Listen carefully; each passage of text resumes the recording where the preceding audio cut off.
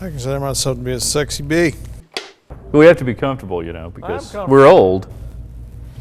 Speak for yourself.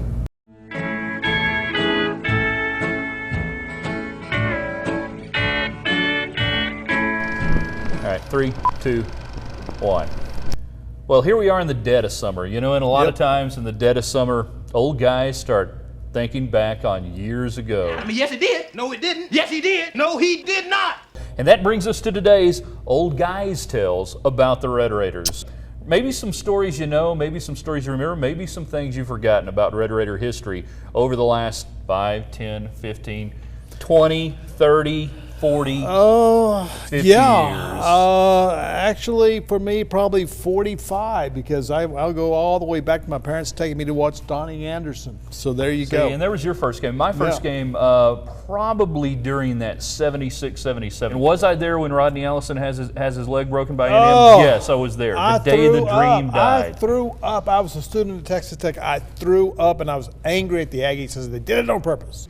You know, we can go back a few years before. We were talking the other day about different coaches and different people at Texas Tech. And to me, one of the interesting stories, and I love this, is the guy who wasn't hired as head coach at Texas Tech. Oh, boy. There in 1980. I know where you're going. After Rex Dockery leaves, a very famous Lubbockite who happened to be an NFL Hall of Fame quarterback for the Detroit Lions and the Steelers and kind of starred down at the 40 Acres. Bobby Lane campaigned publicly, privately, and anywhere you could to try to become the head coach of the Red Raiders.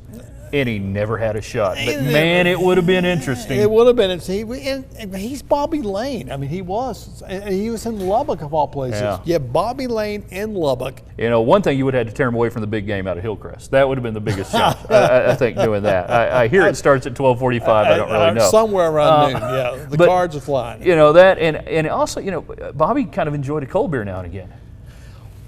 He did enjoy some libations, and I think that concerned a number of people. I mean, Lubbock wasn't wet at that time, but it was 9 years into liquor by the drink. Yeah. You know, and still, you know, the great line that somebody wrote about Bobby Lane when he was with the Lions is he had the only water bucket on the sideline that had a head on it. I think they lost the touchdown run all the way back for SMU. It was terrible sportsmanship on the part. They go to the Gator Bowl. They beat a ranked Tennessee team.